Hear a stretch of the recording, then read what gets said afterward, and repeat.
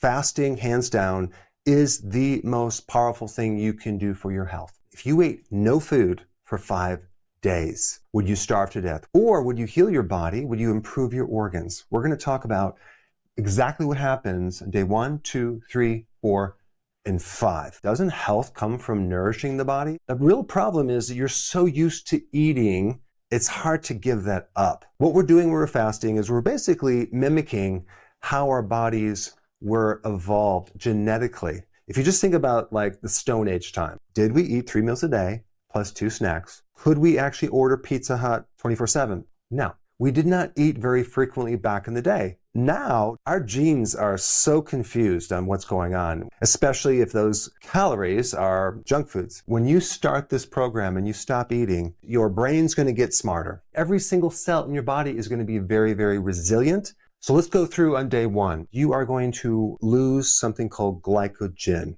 Glycogen is a series of glucose molecules connected together on a chain. With each glucose, you have 3 waters. So if you actually look at what glycogen is, it's like this fluid-filled sack of sugar. And that is going to be tapped into and gone within the first day. So you're going to get rid of that. When you get rid of that, you get rid of a lot of water weight. Some people lose between 1 and even 3 pounds the first day.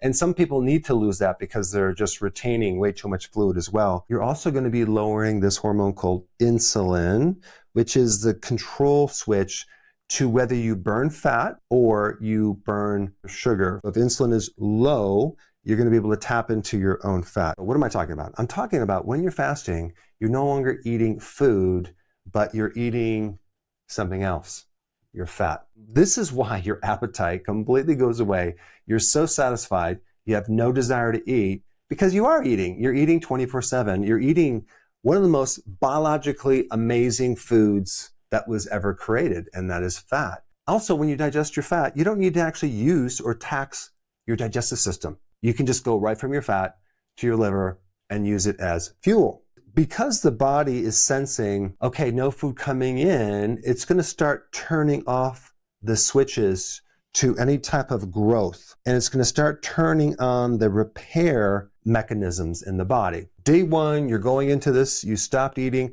I highly recommend you take sea salt, potassium, magnesium, calcium. These are electrolytes. Trace minerals are probably going to be important as well, and also some B vitamins, simply because a lot of these nutrients are not necessarily stored in the body for a long period of time. So if you're going into this and you haven't stored up a reserve and you become deficient, you can feel kind of some side effects like fatigue or muscle cramps or lightheadedness. But if you actually take these nutrients like I tell you, you won't have any problem at all. What can I drink on a fast? Well, you can do tea. I recommend naturally decaffeinated tea. I drink a lot of tea, but there's not a lot of calories in tea. So you can do tea, do a little coffee in the morning if you want. Just don't put any cream and definitely sugar in there or any type of artificial anything. Just drink it black. You can even do water with a little lemon. There's not a problem with that. There's not a lot of calories in lemon. I wouldn't add apple cider vinegar because it's more acidic and you might already have a lot of acid being concentrated and generated, so that might not be a good idea. A couple things that I like to do to add to doing a prolonged fast is I try to get a good amount of sun and then also long walks in nature. Heat therapy, whether it's a sauna, a jacuzzi, or a hot bath, or I might alternate to a cold bath or a cold shower as well. High intensity interval training, not a lot. In this 5-day fast, I might do 1 and make it really intense because now we're adding a couple different amazing stresses to enhance this effect. And I do take some other specific supplements, not a problem because there's not a lot of calories in there unless you're doing some type of collagen, which I don't recommend you do that during this fast. But the bone broth is a better thing to do if you run into any challenge. Now we're in day 2. Day 2 is where we start to really get into ketosis. Now, what the heck is ketosis? Ketosis is fat burning that you can use as fuel. And ketosis has many, many benefits. Number 1 being brain power. Oh my gosh, your focus, concentration, the ability to learn.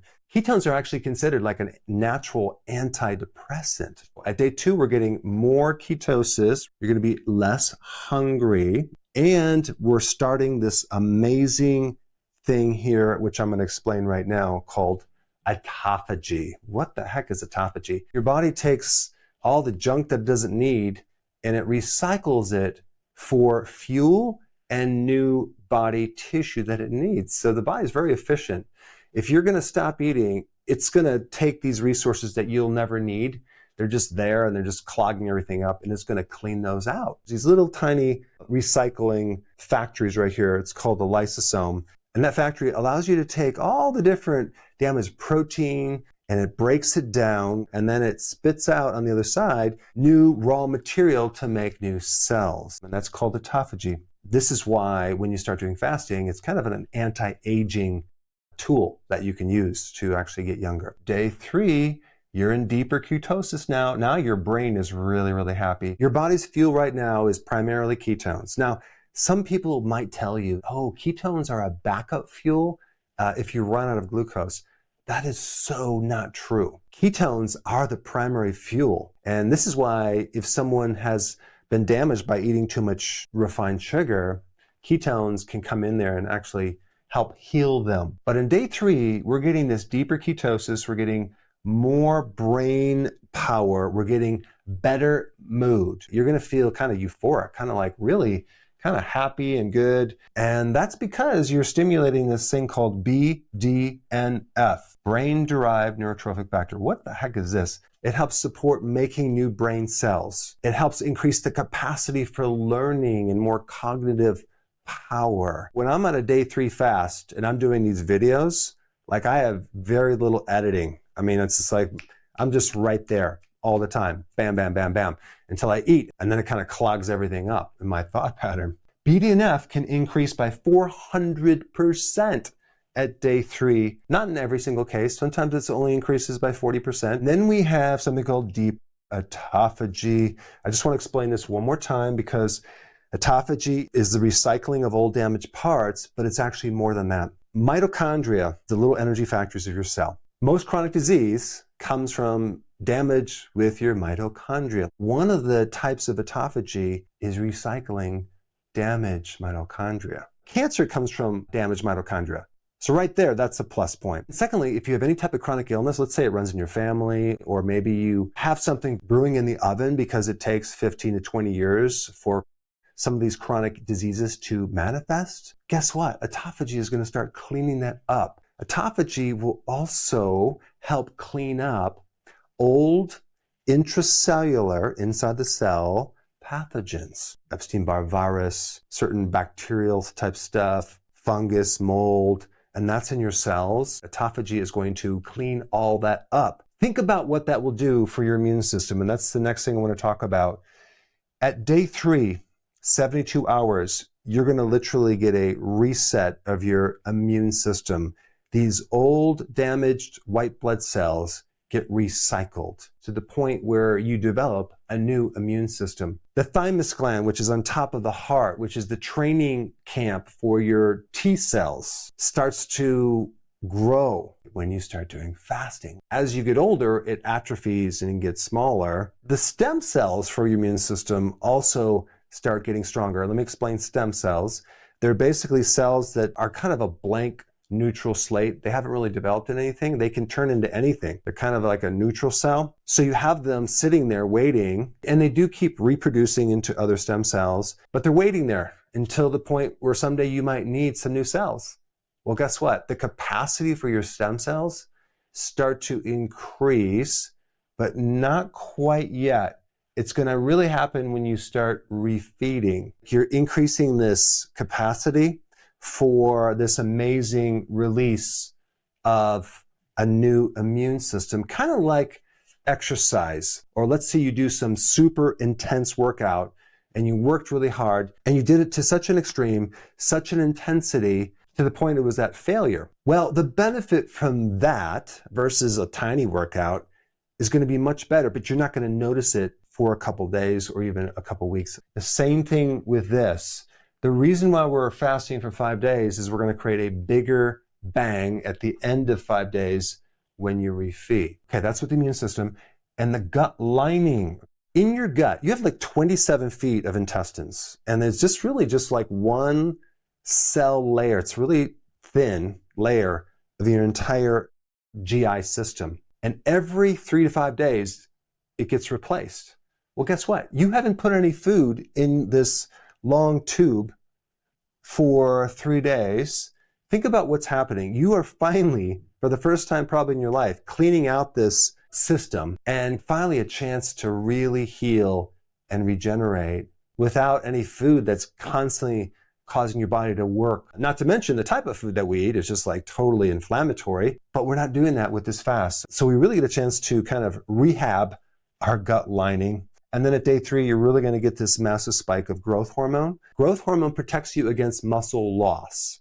This is why you're not going to shrivel up after 5 days. Growth hormone in a child helps you grow, but in an adult, it helps to keep you younger. Day 4, you have maximum fat burning and your hunger is gone. You're not interested in food. You could care less. I mean, the question is, how could your appetite possibly be gone if you haven't eaten anything unless your body's being fed already? And that's what happens. You've just been eating your fat 24/7, but it's so efficient and it's keeping everything going. You just don't have any hunger. And you didn't have any hunger the 3rd day either. And maybe you had a little hunger the 2nd day. But the point is that the longer you do this, the more the hunger just completely goes away. There's another little thing I want to mention. If you're going through a lot of stress and something happens, that can activate cortisol and that can release a little sugar and that can also cause you to be hungry. In that case, the quick solution is just to drink some bone broth, and man, that'll be enough to give you the amino acids to feel great. It can be a game changer for those people who are struggling periodically through this longer fast. And I do recommend that even for a longer fast too. What's really happening is our bodies are repairing and also all sorts of genes are being triggered. Your body is trying to survive as long as possible. So all the longevity genes get kicked in there. All the genes for protection are heightened. Like this one right here, you start to build up your antioxidant networks. You can get antioxidants from food, but your body makes some as well. The other thing that happens with your microbes is your microbes start becoming more diverse because their genetics have evolved just like ours in soil, right? I mean, you go through winter, you go through droughts. Those microbes have to survive. A very similar situation with our bodies. Our bodies will start to cope and become way more efficient with fuel and recycling resources if we don't feed it. The other thing too, our hormone system becomes more sensitive, so now it works better. I will say the genes for sex hormones, even your menstrual cycle, that might go away during a long fast just because your body's like, okay, we better not reproduce. We better turn off that system. It'll kick back on once you start eating, but also the thyroid too. You might find the thyroid hormones kind of go a little lower. That's not a dysfunction. That's just adapting to not eating. Of course, on day 4, your autophagy is like on fire. Your cells are going after precancerous cells, microbes, damaged tissue, plaquing in your brain. It starts cleaning it up. Your inflammation just drops way, way, way down. All sorts of things start improving because you're in this deep autophagy. Now we got to day 5. All the benefits just are extended right here, but now at some point during the day, we're gonna do a refeeding. Very important, you don't want to just eat a big meal because your entire digestive system has been asleep for a while and you want to slowly kind of kick it in there. You would want to have maybe 1/4 of the amount of calories you would normally eat. An egg with a little sauerkraut.